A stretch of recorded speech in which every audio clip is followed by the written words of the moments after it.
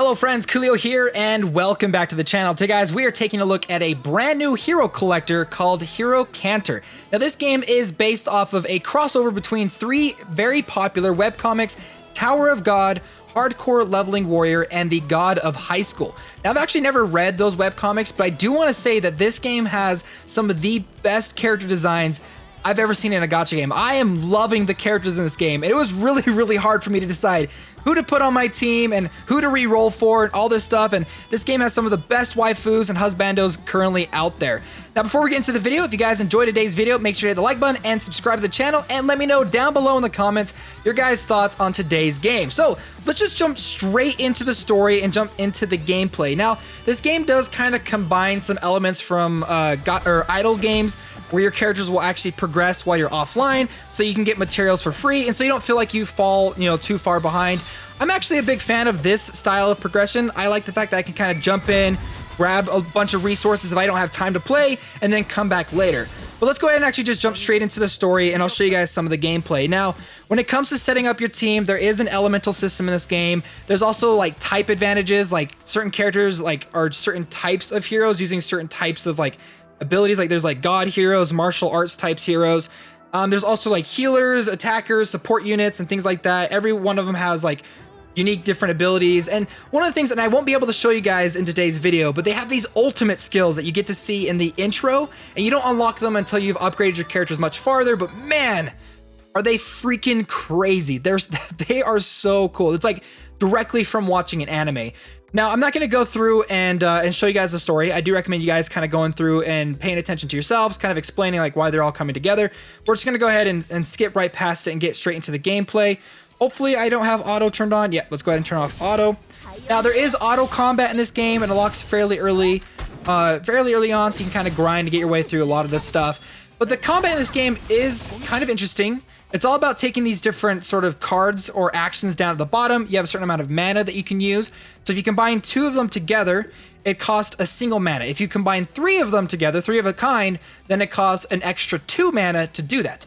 So basically what you want to do is kind of combine all of these together to create the most powerful combos that you possibly can, and then go and use them on the board up above. So we're going to go ahead and use this guy.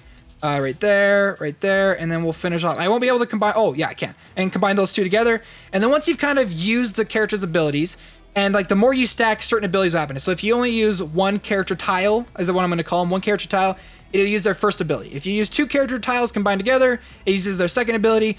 3 combined together, it uses their third skill. I'm not going to say ultimate, because once you kind of build up energy, then the ultimate abilities show up on the board, and then you can activate them without having to stack them. But I believe stacking them does increase their overall effectiveness, but I haven't been able to test it out because none of my characters have their ultimate abilities yet. So once you've kind of combined them all together, creating chains, and decided the order of which your characters are going to attack, you can go ahead and hit ready, and then your characters will then go ahead and execute their abilities. So we're going to go ahead and let these guys kind of push through this.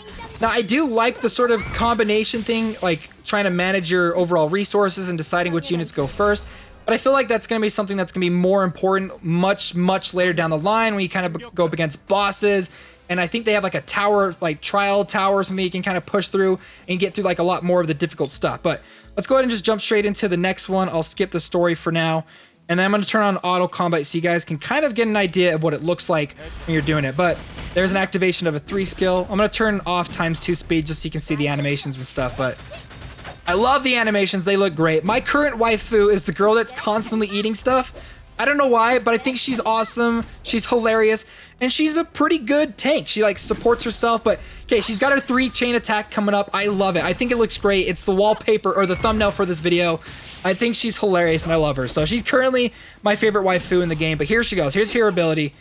I don't know why. She's she's awesome, and I want to read the webcomic that she's in because I think she's great. So another one of the aspects of this game that I didn't show you right now, but there's a skill button up at the top left or top right. You can kind of decide how skills are activated by using it. I haven't used it just yet, but I'm assuming maybe later down the line when you start really combining your characters together, you can kind of, really kind of mix and match your teams and stuff like that. But so that's the main story mode, just kind of pushing through it, trying to get as far as you can so you can get those daily resources. The farther you get into it, the more resources you get. There is an arena going on right now. Currently right now, I'm only able to access the 1v1 arena, which is really similar to other gacha games. Basically, you set up your defense, your enemies set up their defense, and then you attack them, you push through, you have your daily missions, your tier rewards, and stuff like that. The farther and farther you push, the higher your score goes. Every time you renew it, you go up against opponents that are roughly around the same power level as you. We've got one more person here, so we're just going to go ahead and challenge them. I have a power level of 10,876. His is around 9,600, so let's go ahead and challenge this guy. Now that you can play through this manually if you want to, I'm just going to go ahead and turn on auto combat for now. You guys can just see. Oh, I need to go through and actually upgrade my defense team. I don't have all of my favorite characters on my defensive team right now. I'm pretty sure I should do pretty good in this. I looked up a lot of information in terms of like re-rolling, and I feel like I got a pretty decent re-roll from it, which is one thing that I think is fantastic about this game, is they give you an infinite re-roll at the beginning to get the exact SS character that you want. SS is the highest rating. You only get one guaranteed in the unlimited re-roll, but I have gotten up to 3 extra S characters. Possibly you could get 4, so I do recommend kind of re-rolling and trying to get at least 3 extra S rated characters. So, but I am glad that they have an unlimited re-rolling system, because a lot of people nowadays, they want to have that good start to a game, and this game makes it really easy to just jump in without having to like erase a bunch of stuff. Just do your re-rolls up front, get the character that you want, and then jump straight into it. So I think we should take this guy out. Wow, 5,000 damage. Yeah, I love him. He's my first SS rank character that I got, and he does a ton of damage. But honestly, like, from what I could tell too, is even basic S rank characters in this game are actually pretty good. Like, they do a pretty good job. Like, I think 2 of the characters on my main team are S rank. Actually, I think I even have an A rank on my team. And is that going to finish it off? There we go. So, won our PvP match. Not too bad. You can see the overall stats. I think those are the damage stats of each of the different characters. Then you get basic gold. You also get other premium like items and things like that.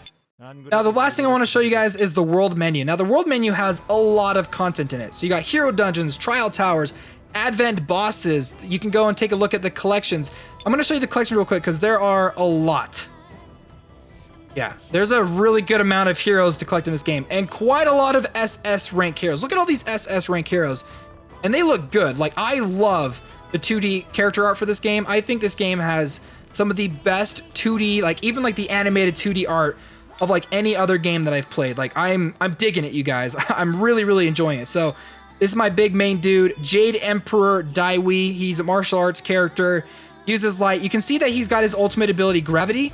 Now, you can actually go and take a look at the characters in their main menu and see what the animations look like, but for some reason, as of right now, because I don't have his ultimate skill unlocked, it doesn't let me see it, but we can go through and kind of take a look at some of the other characters.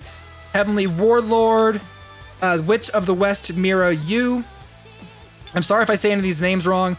Sujin Lee. Just absolutely beautiful character designs.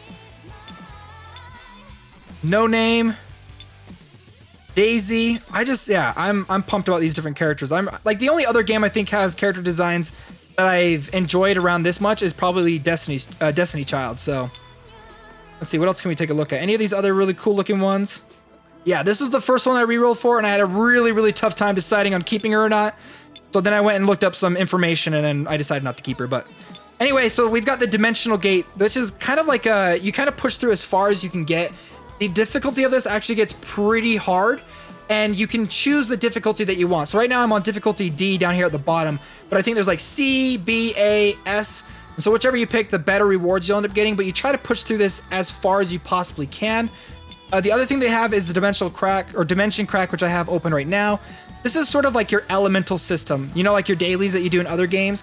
You jump into this, and I think it switches every day, but right now we've got like the chaos, fire, ice, nature, and the hero one. But you jump into this and you get rewards that you can use to level up your characters, because your characters will get to certain points that they need certain items to progress farther. So if we go ahead and take a look at some of my characters, What's a really good one? Sora. Sora is my waifu right now in this game. I don't know why. I think she's hilarious for the fact that she's constantly eating. But I did just push her past her first limit, so now I can level her up to level 50. But for example, let's go ahead and take a look at my Jade Emperor. You'll see right down here, it says I need 20. I think those are the Chaos ones for light and dark. I need 20 of those in order for me to push him beyond level 30. And I need 100 of these items, which are called, if I remember, I don't know, like the golden rings or something, golden items. If I have enough, okay, so I'm able to level him up. And so now I can then push him all the way up to level 50. And then one thing that I've heard that this game is fairly free to play, but it does look like you may possibly need duplicates, because it looks like I need shards in order to push him to 4 stars. Now my other characters that I have that are around like 2 stars, you don't need duplicates to level them up, but I have a feeling once I push them to 3 stars and then try to push them to 4 stars, I will need duplicates. And then there's this awakening system, and I love systems like this, you guys. I love this sort of horizontal progression. This is where you can unlock new skills for your characters, as well as a whole bunch of extra passive abilities too. So, for example, if I wanted to work my way up to get this new skill right here, I can go ahead and increase the stat. I would need some of these memory stones, which I believe you get some through summoning, but you also get them through those daily activities that you can do. Another thing too is, so you can unlock the skills through here, but you can also unlock, what are they called? These right here.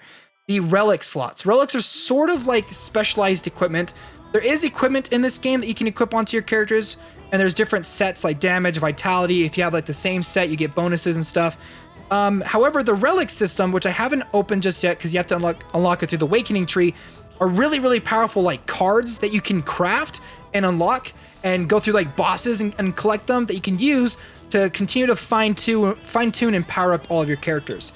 So with all of that information out of the way, let's go and do some summons. Now, I don't know which one I want to go for. They have 2 pickup summons right now, the regular summon and then the free daily summons. Now, when it comes to the pickup summons, I went and looked at the rates. The rates really aren't the best. To get an SS hero, it's 1%. The SS pickup heroes are 2%. It's pretty low. Like that's pretty low for a gacha game. Now, it all depends really, like if they're going to give us tons and tons of free currency, because then I wouldn't mind. Like if you can do a lot of summons, I'm just kind of worried with the rates being kind of that low and needing possible duplicates. Let's go ahead and open up 10. It's going to cost us 45 Essence of Dimensions, which I did get through just play the game, which was really nice. Here we go. I think we're only going to be able to do 1 10-time summon in this video, but cross your fingers and hope we get something good. Mira Yu. Look at that. Like, such a great looking character. Ake Degal. This guy is freaking dope. Look at his chest. It's a freaking eyeball and he's got a mouth for ribs. He's crazy cool. Okay, so we got an S rank character. Upu. I'm assuming there's a story behind that from the game, but she looks awesome. She looks great.